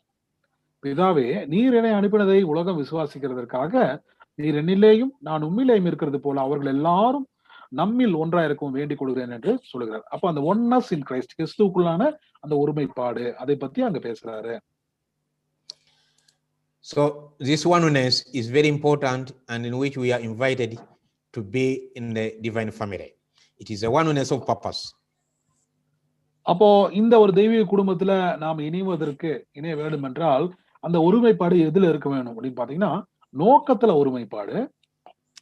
We are invited by our Heavenly Father that we may have this glorious glory, honor, that we may have the same purpose of which the Father has in the divine plan of ages, in the redemption of man, in the exaltation of the church, in the blessing of the world of mankind, in lifting up the curse upon the earth. அப்போ தேவனுடைய சித்தம் என்ன அப்படின்னு பார்க்கும்போது, இந்த மனுக்குலத்தின் மேல் விழுந்திருக்கக்கூடிய இந்த ஒரு மரண ஆக்கினியை, அந்த ஆக்கினியை நீக்கி திரும்பவுமாக மனிதனை அந்த முந்தின சீர்க்கு கொண்டு வரணும் அப்படிங்கறதுதான் தேவனுடைய ஒரு சித்தமா இருக்குது. அப்ப இந்த மிகப்பெரிய ஒரு திட்டத்துல, மிகப்பெரிய அந்த சித்தத்துல வந்து ஒரு உரிய பங்கு யாருக்கும் கொடுக்கப்பட்டிருக்குன்னு பாத்தீங்கன்னா, கிறிஸ்துவனுடைய மனவாட்டி அழைக்கப்பட்டிருக்கிற அவங்களுக்கும் அது கொடுக்கப்பட்டிருக்கு அப்படின்னு பாக்குறோம். அப்ப தேவனுடைய நோக்கம், அந்த ஒரே ஒரு நோக்கம், அந்த நோக்கம் சபைக்கு இருக்கணும் அப்படின்னு பாக்குறாரு. It is a oneness of confidence. The Father has confidence in us, in inviting us into his Son, into Christ. We should have confidence in the Father that all things will work together for our good and we shall ultimately be united with our Master. அப்போ அந்த oneness of confidence சொல்லும் போது அந்த நம்பிக்கையில ஒருமைப்பாடு. என்ன நம்பிக்கை அப்படின்னு பார்க்கும்போது தேவனுடைய சபைக்கு மாத்திரம் கொடுக்கப்பட்டிருக்க நம்பிக்கை என்னன்னா, அதாவது அவருடைய சித்தத்தின்படி அழைக்கப்பட்டவர்களாய் தேவனிடத்துல அன்பு கூறுகிறவர்கள் சகலமும் நன்மைக்கு ஏதுவாய் நடக்கிறது அப்படிங்கிற ஒரு நம்பிக்கை. அப்போ தேவன் என்ன பண்றாருன்னா அதே ஒரு நம்பிக்கையை வந்து சபை மேல வச்சிருக்கிறாரு. சபையும் என்ன பண்றாங்கன்னு பார்க்கும்போது அதே ஒரு நம்பிக்கை கிறிஸ்துவின் மேலயும் தேவன் மேல வச்சிருக்காங்க. It is a oneness of sympathy in this narrow way in which we walk, as well as in all efforts for our sanctification, for our perfection. We should sympathize with the Father also. அப்போ இந்த ஒரு sympathy அல்லது ஒரு இரக்கம் அல்லது ஒரு ஒரு கருணை அப்படின்னு பார்க்கும்போது தேவன் வந்து விசேஷமாக சபையின் மேல வச்சிருக்கிறாரு. அதே ஒரு சிம்பத்தி, அந்த ஒரு ஒருமைப்பாடு நமக்குள்ளேயும் வேணுங்கிறது அவசியமா இருக்கிறது. And greater sympathy for the world of mankind groaning in blindness. அப்போ இந்த உலக மனுக்குள்ள முழுவதுமாக அவங்களை நம்ம பார்க்கும்போது கூட எப்படி பார்க்கணும்னா அதே ஒரு ஒரு ஒரு ஒரு ஒரு கருணையோட தான் நம்ம பார்க்கணும். ஏன் அப்படின்னா இந்த உலகம் முழுவதுமே இன்னைக்கு வந்து இருட்டுல இருக்கிறாங்க. அவங்க கண்ணு தெரியாம பார்வையற்றவர்களா குருடர்களாக இருக்கிறாங்க. அப்ப இவங்க எல்லாத்துக்குமே ஒரு ஒரு நல்ல ஒரு ஜீவன் கிடைக்கணும், ஒரு ஆசீர்வாதம் கிடைக்கணும் அப்படிங்கிற அந்த ஒரு கொள்கை அல்லது அந்த ஒரு கருணை வந்து சபைக்கும் இருக்கணும் அப்படிங்கிறது தேவன் எதிர்பார்க்கிறார். It is a oneness of love in which we are invited to have our Father's love, and you be perfect as your Father is perfect in heaven. அப்போ அன்பில ஒருமைப்பாடு. அப்போ தேவன் தம்முடைய குமாரன் மேல வச்சிருக்கிற அன்பு, தேவனும் குமாரனும் சபையின் மேல வச்சிருக்கிற ஒரு அன்பு, இந்த ஒரு அன்பை நம்ம பார்க்கும்போது நம்மளும் நம்ம ஒருத்தருக்கு ஒருவர் அந்த அன்பை நாம் காண்பிக்கிற வேண்டியங்களா இருக்கணும். அதான் ஒன்னஸ் இன் லவ் அப்படின்னு சொல்லப்படுது. அன்பில ஒருமைப்பாடு. A oneness of honor. Oneness of honour அப்படின்னு சொல்லும் போது கனப்படுத்துவதிலே ஒருமைப்பாடு. அப்போ பிதாவை எப்படி கனப்படுத்தினார் அப்படின்னு பாக்குறோம் இல்லையா? அதே மாதிரி அந்த நம்ம ஒரு கனப்படுத்த வேண்டியவங்களாக இருக்கிறோம் அப்படின்னு பாக்குறோம். எல்லாவற்றுக்கும் மேல நம்ம பிதாவை கனப்படுத்த வேண்டியவங்களாக இருக்கிறோம். And the oneness of mutual possession. அப்போ ஒன்னஸ் ஆஃப் மியூச்சுவல் பொசஷன். அப்போ ஒருவருக்கு ஒருவர் நம்மளுடைய நம்ம சகோதரருக்குள்ள நாம் எப்படி வந்து நம்மளை நாமே பகிர்ந்து கொள்கிறோம் அப்படிங்கிறதையும் நாம அவங்களை கனப்படுத்துவதிலேயும் அவங்களுக்கு இடத்துல நம்ம அன்பை பகிர்ந்து கொள்வதிலேயும் நாம எப்படி இருக்கிறோம் அப்படிங்கிறதையும் நாம அந்த ஒருமைப்பாட்டை காண்பிக்க வேண்டியவர்களாக இருக்கிறோம். This introduces us to this blessed fellowship in which we are invited to have a fellowship with our Heavenly Father and with His dear Son Christ Jesus. அப்போ இயேசு கிறிஸ்து மூலமாக நம்முடைய பிதாவாகிய தேவனோடு கூட இருக்கக்கூடிய ஒரு மிகப்பெரிய ஒரு ஐக்கியத்தை அல்லது அந்த ஒரு ஒருமைப்பாட்டை நாம எப்படி யோசிக்கிறோம் பாத்தீங்கன்னா அது ஆசீர்வதிக்கப்பட்ட ஒரு ஐக்கியம், ஆசீர்வதிக்கப்பட்ட ஒரு ஒருமைப்பாடு அப்படின்னு நாம நினைக்கிறோம். The intimate relationship of common interest and love in the divine family. அப்போ இந்த தெய்வீக குடும்பத்துல தேவன் குமாரன் மூலமாக காமிச்சிருக்கிற ஒரு அன்பு, ஒரு அந்யோனி ஐக்கியம் அப்படின்னு சொல்றோம். இன்டிமேட் ரிலேஷன்ஷிப், அந்யோனி ஐக்கியம் சொல்றோம் இல்லைங்களா? அந்த ஒரு அன்பு, ஒரு ஐக்கியம், அது வந்து எப்படின்னு பாத்தீங்கன்னா அது ஒரு பூரணப்பட்டதாக இருக்குது. இந்த ஒரு சூழ்நிலையை சபையாகிய மனவாட்டி அவங்க உணர்ந்து கொள்ள வேண்டும். This intimate relationship rules out the possibility of failure, but guarantee our individual union with the bridegroom. அப்போ சில நேரங்கள்ல வந்து சில குறைபாடுகள் இருக்கலாம் அல்லது சில சர்க்கிள்கள் இருக்கலாம். அதை நம்ம என்ன பண்ண தேவனிடத்துல ஒப்பு கொடுத்துட்டு அதை நம்ம விட்டு விலகி வந்துடணும். ஆனா நமக்கு என்ன கேரண்டி இருக்குது அப்படின்னு பார்க்கும்போது நம்மளுடைய ஒருமைப்பாடு ஐக்கியம் இந்த மணவாளனோட இருக்குது அப்படிங்கிற ஒரு கேரண்டி நமக்கு எப்போதுமே இருக்குது. அதனால உலகத்துல இருக்கக்கூடிய சில விஷயங்கள் அல்லது நம்மளுடைய ஃபெயிலியர்ஸ் எல்லாத்தையும் நம்ம என்ன பண்ணிடணும், அதை நம்ம கருத வேண்டியது இல்லை. It is immunity against any evil, shortcomings or failures. அப்போ இது எப்படி இருக்குன்னு பாத்தீங்கன்னா இந்த இம்யூனிட்டி அப்படின்னு சொல்ற மாதிரி எதிர்ப்பு சக்தி அல்லது எதிர்ப்பு தன்மை. எதற்கு எதிரான எதிர்ப்பு தன்மைன்னு பார்க்கும்போது இந்த உலகத்தினுடைய எல்லா விதமான ஈவில், தீமைகள் இல்லையா, தீமைகள் தீங்குகள் இதுக்கு எல்லாத்துக்கும் ஆனா எதிர்ப்பு தன்மையாக இருக்குதுன்னு பாக்குறோம். Let us look at Caleb, the servant of God. We read in Joshua chapter 14 verse 9 to 11. நாம வந்து தேவனுடைய ஒரு மனிதனாகிய காலேபை பத்தி நாம பார்க்கலாம். வசனம் பாத்தீங்கன்னா யோசுவா 14ஆம் அதிகாரம் 9 to 11 வசனங்கள்ல, அதாவது மகிமையான ஒரு ஐக்கியத்தை குறித்து ஒரு உதாரணமாக காலேபை பத்தி சொல்றாரு.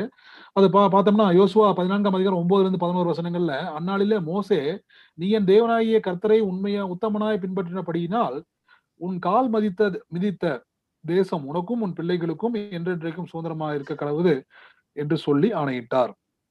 இப்போதும் இதோ கர்த்தர் சொன்னபடியே என்னை உயிரோடே காத்தார். இஸ்ரவேலர் வனாந்தரத்தில் சஞ்சரிக்கையில் கர்த்தர் அந்த வார்த்தையை மோசையோட சொல்லி, இப்போது 45 வருஷம் ஆயிற்று.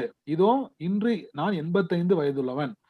மோசே என்னை அனுப்புகிற நாளில் எனக்கு இருந்த அந்த பலன் இந்நாள் வரைக்கும் எனக்கு இருக்கிறது. யுத்தத்திற்கு போக்கும் வருத்தமா இருக்கிறதற்கு அப்போது எனக்கு இருந்த பலன் இப்போதும் எனக்கு இருக்கிறது. So this servant of God, Caleb,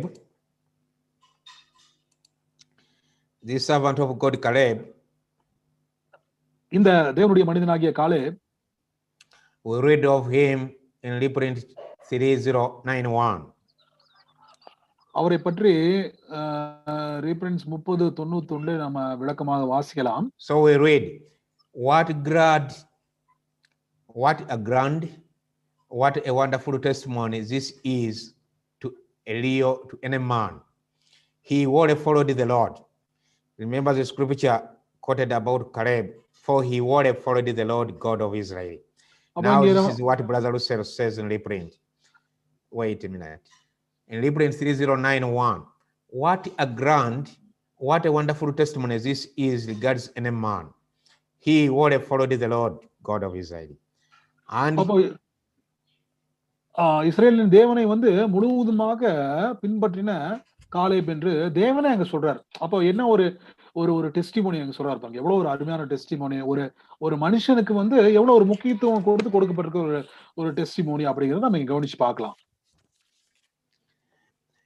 And the words have special force and weight in Caleb's case because by nature he was not of the children of Israel. காலேபுக்கு என்ன முக்கியத்துவம் கொடுக்கப்பட்டிருக்கு பார்த்தீங்கன்னா, என்ன வெயிட் கொடுத்திருக்காரு தேவன் கொடுத்திருக்காரு அப்படின்னு பாத்தீங்கன்னா, இவர் நேச்சுரலி அவர் பிறப்புல பார்க்கும்போது அவர் இஸ்ரேல் வம்சத்தை சேர்ந்தவர் அல்ல. அவர் பேசிக்கலா யூதா வம்சத்தை சேர்ந்தவர். ஆனாலும் ஒரு அடாப்ட் பண்ணதுனால யூதா வம்சத்துல இருந்து யூதா கோத்திரத்துல இருந்து அவங்க இவர் என்ன பண்ணிருக்காங்கன்னா அடாப்ட் பண்ணி எடுத்துட்டு இருக்காங்க. அதாவது அவங்க தத்தெடுத்த மாதிரி ஓகேங்களா, தத்தெடுத்துருக்காங்க. எடுத்துட்டு இப்ப என்ன ஆயிட்டாரு பாத்தீங்கன்னா, இஸ்ரேல் வம்சத்துக்குள்ளார அவர் இஸ்ரேல் வம்சத்தை சேர்ந்தவர் மாதிரி அங்க ஆயிட்டார் அப்படின்னு பாக்குறோம். So was by adoption in the tribe of Judah and was from the seed of Abraham, but through the rejected son Esau. அப்ப என்னன்னு பாத்தீங்கன்னா, இவர் நம்ம ஆபிரகாமுடைய வித்து அதுல பார்க்கும்போது எப்படி ஏசா ஒரு ரிஜெக்ட் ஆயிட்டாரு இல்லைங்களா. ஏசா ரிஜெக்ட் ஆயிட்டாரு, யாக்கோபு அங்க செலக்ட் ஆயிட்டாரு இல்லைங்களா. அப்போ அந்த மாதிரி இவர் பாத்தீங்கன்னா யூதா ட்ரைப்ல அதாவது இஸ்ரேலுடைய சில்ட்ரனா இல்லாம இருந்தாலுமே கூட அவர் என்ன பாத்தீங்கன்னா யூதா ட்ரைபுக்கு அவர் அடாப்ட் பண்ணப்பட்டாரு அல்லது தத்து கொடுக்கப்பட்டாருன்னு பாக்குறோம். So the lesson of his faithfulness and reward is therefore of special force and weight to us, who by nature are children of wrath, whose natural disposition was typified in Esau, whose little faith in the promises of God and great appreciation of the good things of this world led him to sell his birthright for a mess of pottage. அப்போ இதுல என்ன ஒரு விசேஷம் பாத்தீங்கன்னா, நம்ம கூட ஒரு காலத்துல கோபாக்கினியின் பிள்ளையா தான் இருந்தோம். அதாவது நம்ம புரஜாதியா தான் இருந்தோம். ஏசா மாறி நம்ம கம்பேர் பண்ணி பார்க்கும்போது அப்படிதான் இருந்தோம். ஒரு விசுவாசம் இல்லாத பிள்ளைகளாக கோபாக்கினியின் பிள்ளைகளாக தான் இருந்தோம். ஆனாலும் கூட நம்ம தேவன் என்ன பண்றாரு பார்த்தீங்கன்னா, தம்முடைய பரிசுத்தத்துக்குள்ளாக நம்ம அழைத்திருக்கிறார் அப்படிங்கிறது பாக்குறோம். அப்போ இங்க சொல்லப்படுற மாதிரி காலேபு எப்படி அவரு இஸ்ரேல் கோத்திரத்துல இல்லைனாலுமே கூட அவர் திரும்பமா அந்த ஆசீர்வாதத்துக்குள்ள பங்கு பெற்றாரோ அதே மாதிரிதான் நம்மளும் இருக்கிறோம். இங்க ஏசாவை பத்தி அங்க சொல்லும் போது இந்த மாதிரி ஒரு மோசமான நிலைமையிலிருந்து அழைக்கப்பட்டவர்களாகிய நம்ம என்ன பண்ணிருக்கூடாதுன்னா, ஏசா அந்த ஆசீர்வாதத்தை இழந்து போன மாதிரி நம்ம இழந்து போயிடக்கூடாது அப்படிங்கிற ஒரு மென்ஷன் பண்ணி சொல்றாரு. So I look at Caleb. காலேபை பற்றி நாம் பார்க்கும் பொழுது in Joshua chapter 14 verse 14 says, Hebron therefore became the inheritance of Caleb the son of Jephunneh the Kenizzite. On this day because that he would have followed the Lord God of Israel. அப்போ யோசுவா 14ஆம் அதிகாரம் 14ஆம் வசனத்துல காலேபினுடைய life முழுவதுமா சுருக்கமா ஒரே வசனத்துல சொல்லிட்டாங்க. எப்படின்னு பாத்தீங்கன்னா, ஆதலால் கேனாசியனான எப்புனேயின் குமாரனாகிய காலேப் இஸ்ரேலின் தேவனாகிய கர்த்தரை உத்தமனாய் பின்பற்றினபடியால் இந்நாள் மட்டும் இருக்கிறபடி எபிரோன் அவனுக்கு சுதந்திரமாயிற்று. The Lord guaranteed and sealed the inheritance of Caleb his servant on the very day in which all were tested in the wilderness. அப்போ இந்த வனாந்திரத்துல எல்லாருமே அந்த சோதனைக்கு உட்படும் பொழுது கூட என்னாச்சு பாத்தீங்கன்னா, காலேப் என்ன பண்றாரு பாத்தீங்கன்னா, தேவனை முழுவதுமாக உத்தமனாக பின்பற்றின நிமித்தமாக என்ன ஆயிடுச்சுன்னு பாத்தீங்கன்னா, தேவன் அவருக்கு எபிரோனை சுதந்திரமாக the Lord guaranteed and sealed அப்படின்னு சொல்லும் போது தேவன் உறுதிப்படுத்தி அங்க முத்திரையிட்டு அந்த எபிரோனை வந்து காலேபுக்கு கொடுத்தார் அப்படின்னு பாக்குறோம். He, Caleb, obtained immunity against all authorities, corruption of his flesh and spirit, obtaining the promise to Israel. அப்போ இஸ்ரேலாக பிறக்கவில்லை என்றாலும் இஸ்ரேலுக்குரிய ஒரு ஆசீர்வாதத்தை காலேப் பெற்றுக்கொண்டார். எப்படின்னு பாத்தீங்கன்னா, அவர் வந்து பார்க்கும்போது எல்லா விதமான மோசமான காரியங்களுக்கும் இழிவான காரியங்களுக்கும் மாம்சத்துக்குரிய சிந்தைகளுக்கும் இஸ்ரேல் ஜனங்கள் விழுந்து போனது போக அவர் விழுந்து போகாமல் அவர் தேவனை உண்மையாக உத்தமனாக பின்பற்ற நிமித்தமாக இஸ்ரேலர்களுக்கு உண்டான ஆசீர்வாதத்துக்குள்ள காலேப் பங்கு பெற்றார் என்று பார்க்கிறோம். For 45 years, Caleb, his flesh and his mind was not weakened at all, that he may realize the promises which God had, which he had believed and had obeyed the Father to have. அப்போ ஆபிரகாமினுடைய சந்ததிக்கு வர வேண்டிய ஆசீர்வாதங்கள் எல்லாமே காலேபுக்கு ஒரு ஆசீர்வாதமா கிடைச்சிருச்சு. எப்படின்னு பாத்தீங்கன்னா, அவர் வந்து தேவனை முழுமையாக உத்தமனாக பின்பற்றுவதன் நிமித்தமாக தன்னுடைய சொல்லாகட்டும் செயலாகட்டும் அவர் வந்து தேவனுக்கு முன்பாக தன்னை பரிசுத்தமான ஒரு ஜீவியத்தை அவர் ஜீவித்து காண்பித்தார் அப்படிங்கிறத பாக்குறோம். அப்போ காலேப் வந்து தேவனுக்கு பிரியமாக நடந்து கொண்டது நிமித்தமாக அவர் என்னன்னு பாத்தீங்கன்னா, அவர் தேவனோடு கூட அந்த இருதயமான அல்லது இருதயத்துக்கு ஏற்ற ஒரு ஒருமைப்பாடை அவர் காமிச்சாரு. ஆகவே அந்த ஒரு ஆசீர்வாதத்தை அவர் பெற்றுக்கொண்டார், ஒரு மகிமையின் ஐக்கியத்தை அவர் பெற்றுக்கொண்டார்னு பாக்குறோம். Why Caleb? Because Caleb pleased our Father, had a heart union with his God, a glorious fellowship. அப்ப ஏன் காலேபுக்கு அந்த சுதந்திரம் கொடுக்கப்படுச்சுன்னா, ஒரே ஒரு காரியம், அவர் தேவனுக்கு முன்பாக தன்னை உத்தமனாக காண்பித்துக் கொண்டார், தேவனோடு கூட முழு இருதயத்தோடு கூட தேவனிடத்துல அவர் அன்பு கூர்ந்தார்னு பாக்குறோம். The testimony which now speaks says he would have followed the Lord God of Israel. அப்போ அவரை பற்றி என்ன சாட்சி சொல்லப்பட்டிருக்குன்னு பாத்தீங்கன்னா, அந்த சாட்சியும் அதேதான். அவன் வந்து தேவனை முழு இருதயத்தோடு முழுமையாக அவர் பற்றி கொண்டார் என்று சொல்லப்படுகிறது. Such a glorious fellowship we are invited in. அப்போ அதே மாதிரி ஒரு அன்பான ஒரு ஐக்கியத்திற்காக தான் நம்ம அழைக்கப்பட்டிருக்கிறோம். So when we look at Caleb, நாம காலேபை நோக்கி பார்க்கும் பொழுது, you and me can obtain the excellent promise of a crown of life and lay hold upon eternal life. அப்போ காலேபை நம்ம நோக்கி பார்க்கும்போது நம்ம என்ன தெரிஞ்சுக்கிறோம்னு பாத்தீங்கன்னா, நானும் நீங்கள் அனைவரும் நம்ம அனைவரும் சேர்ந்து நமக்காக வைக்கப்பட்டிருக்கிற அந்த மகிமையான ஒரு ஆசீர்வாதமான அந்த ஜீவ கிரீடத்தை பெற்றுக்கொள்ள முடியும். நம்ம வரக்கூடிய மிகப்பெரிய ஆசீர்வாதமான ஒரு ஜீவனை நாம் பெற்றுக்கொள்ள முடியும். எப்போ? If we keep our heart in union with Jehovah, in oneness, in harmony, and in holy fellowship. அப்போ எப்போ நாம வைக்கப்பட்டிருக்கிற அந்த ஜீவ கிரீடத்தை மகிமையின் கிரீடத்தை நம்ம பெற்றுக்கொள்ள முடியும், அந்த ஆசீர்வாதமான ஜீவனை பெற்றுக்கொள்ள முடியும் என்று பார்க்கும் பொழுது, நாம் நம்முடைய இருதயத்தை முழுவதுமாக தேவனோடு கூட அந்த ஒருமைப்பாட்டில வைத்திருக்கும் பொழுது, தேவனோடு கூட இசைந்து வாழும் பொழுது, தேவனோடு கூட அந்த பரிசுத்தமான ஐக்கியத்திலே நாமே உட்படுத்திக் கொள்ளும் பொழுதுதான் நம்ம அந்த ஆசீர்வாதங்களை பெற்றுக்கொள்ள முடியும். And see, brethren, that it is ours to have the same oneness with God, a oneness of purpose, of confidence, of sympathy, of love, of honor, of mutual possession, and of common interest. அப்போ இது நம்ம ஞாபகத்துல வைத்துக் கொள்ளும் பொழுது இதே மாதிரிதான் எப்படி நம்ம காலேப் வந்து ஒரு நல்ல ஒரு ஜீவித்தை ஜீவிச்சிடும், அந்த மாதிரி நம்ம தேவனிடத்துல நம்ம ஜீவிக்க வேண்டியவங்களா இருக்கும். நம்ம என்னென்ன பாயிண்ட்ஸ் நம்ம இங்க பாக்குறோம் அப்படின்னு பாத்தீங்கன்னா, ஆல்ரெடி சகோதரர் சொன்ன பாயிண்ட்ஸ் தான் திரும்ப இங்க சம்மரைஸ் பண்ணி சொல்றாரு. அதாவது நாம தேவனோடு கூட எதிரெல்லாம் ஐக்கியப்பட்டிருக்கணும், ஒரு மனதோடு இருக்கணும் அப்படின்னு பார்க்கும்போது ஒன்னஸ் ஆஃப் பர்பஸ், அதாவது நோக்கத்துல ஒருமைப்பாட்டுல இருக்கணும், நம்மளுடைய நம்பிக்கை ஒருமைப்பாட்டுல இருக்கணும், நாம மற்றவங்க மேல வச்சிருக்கிற அந்த கருணையில ஒருமைப்பாட்டுல இருக்கணும், அன்புல ஒருமைப்பாட்டுல இருக்கணும், மற்றவங்களை கனப்படுறதுல தேவனை கனப்படுறதுல ஒருமைப்பாட்டுல இருக்கணும். அது மாத்திரம் இல்லாம நம்ம சகோதரர்களோட கூட நம்ம பகிர்ந்து கொள்ளக்கூடிய விஷயங்கள்ல நாம ஒருமைப்பாடு உள்ளவங்களா இருக்கணும். அப்புறம் எந்த ஒரு பொதுவான ஒரு காரியங்களையும் நாம ஒருமைப்பாடு உள்ளவங்களாக இருக்கணும். This is our guarantee now. இது நமக்காக கொடுக்கப்பட்டிருக்கிற தேவனுடைய ஒரு உத்தரவாதமாக இருக்கிறது. So our master's words in John 17 verse 21, that they all may be one, as you, Father, are in me, and I in you, that they also may be one in us, and they may be made perfect in one. அப்போ இயேசு கிறிஸ்து தம்முடைய ஜெபத்துல எனக்கு சொல்ற மாதிரி யோவான் 17:21 அவர்கள் எல்லாரும் ஒன்றா இருக்கவும், பிதாவே நீர் என்னை அனுப்பினதை உலகம் விசுவாசிக்கிறதற்காக நீர் என்னிலேயும் நான் உம்மிலேயும் இருக்கிறது போல அவர்கள் எல்லாரும் நம்மில் ஒன்றா இருக்கவும் வேண்டிக் கொள்ளுகிறேன். And did all of us come to the same oneness, perfection in oneness. அப்ப நாம் அனைவரும் இந்த ஒரு ஒருமைப்பாட்டுல இந்த ஒரு ஐக்கியத்துக்குள்ளாக வந்திருக்கிறோம். Our present and future inheritance through the Spirit. Amen. அப்போ நம்மளுடைய தற்போதைய மற்றும் வரக்கூடிய அந்த சுதந்திரம் எப்படி இருக்குன்னு பாத்தீங்கன்னா, தேவனுடைய ஆவியின் மூலமாக நம்ம கிடைக்கிறதா இருக்குது. அந்த ஒரு சுதந்திரமான ஆசீர்வாதத்தை நாம் பெற்றுக்கொள்வோமாக. ஆமென். So my dear brethren, அன்புக்குரிய சகோதரர்களே, we read in John chapter 9 verse 4 as we conclude. அன்புக்குரிய சகோதரர்களே, நம்ம இறுதியான பகுதிக்கு வந்திருக்கிறோம். நம்ம யோவான் 9:4 வாசிக்கும் பொழுது, பகற்காலம் இருக்க மட்டும் நான் என்னை அனுப்பினவருடைய கிரியைகளை செய்ய வேண்டும், ஒருவனும் கிரியை செய்யக்கூடாத ராக்காலம் வருகிறது என்று பார்க்கிறோம்.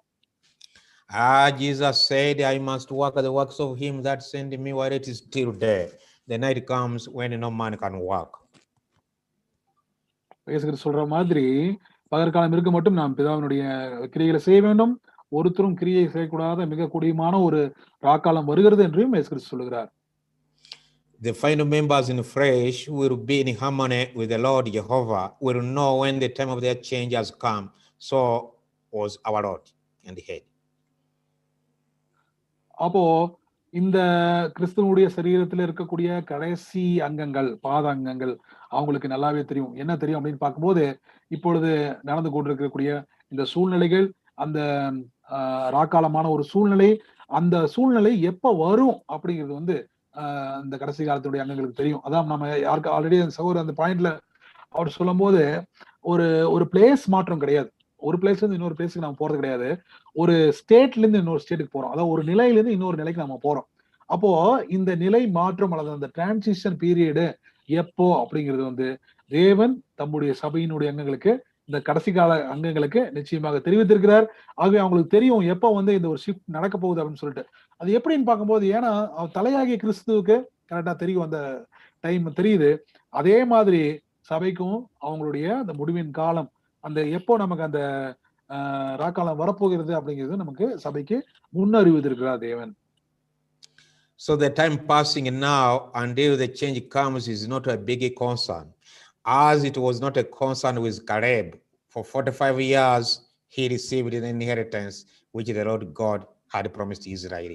So may the Lord bless you abundantly, and thank you, Brother Nurin, for your wonderful service to the brethren. God bless you. அப்போ காலேபுக்கு கிடைத்த பிரகாரமாக அவர் 45 வருஷங்கள் கழிச்சு தான் அவருக்கு அந்த சுதந்திரமே கிடைச்சது அப்படின்னு பாக்குறோம். அப்போ அவருக்கு கிட்டத்தட்ட 80 வயசு, 45 வருஷத்துக்கு அப்புறம் தான் சுதந்திரத்துக்குள்ள ஒரு பங்கு பெறாரு. அப்படிங்கிற மாதிரி இந்த கடைசி காலத்துல வாழ்ந்துக்கணும் தேவனுடைய பிள்ளைகளுக்கு இந்த ஒரு பாசிங் டைம் ஒரு பெரிய விஷயம் கிடையாது. ஏன் அப்படின்னா, ஆல்ரெடி நமக்கு தெரியும். என்ன தெரியும்னு பார்க்கும்போது, எப்படி சபையினுடைய முடிவினுடைய காலங்கள் எப்படி இருக்கும், அந்த முடிவினுடைய காலங்களுடைய நிலைமைகள் எப்படி இருக்கும், சபையினுடைய நிலைமை எப்படி இருக்குங்கிறது சபைக்கு ஆல்ரெடி தெரிஞ்சிருக்கிற நிமித்தமாக காலேபை போல தைரியம் உள்ளவர்களாக சபையான மக்கள் இருக்க வேண்டும். ஏன்னா எல்லா விஷயங்களும் தேவன் என்ன பண்ணிருக்காருன்னா வெளிப்படுத்தி இருக்காரு. கடைசியில காலேப் அந்த சுதந்திரமான தேசத்தை சுதந்திரத்தை கொண்டது போல நமக்கும் அந்த ஒரு ஆசீர்வாதத்தை தேவன் கொடுப்பாராக. ஆகவே இந்த ஒரு நேரத்தையும் சமயத்தையும் கொடுத்ததுக்காக பிதாவாகிய தேவன் நன்றிகளை தெரிவித்துக் கொள்கிறோம். விசேஷமாக இந்த ஒரு டிரான்ஸ்லேஷனை பண்ண சகோதரர் நியூலின் ராஜ்குமார் அவர்களுக்கும் நான் கிறிஸ்துவுக்குள்ளான நன்றிகளை தெரிவித்துக் கொள்கிறேன். எல்லாருக்கும் நன்றி. Amen. Thank you, brother.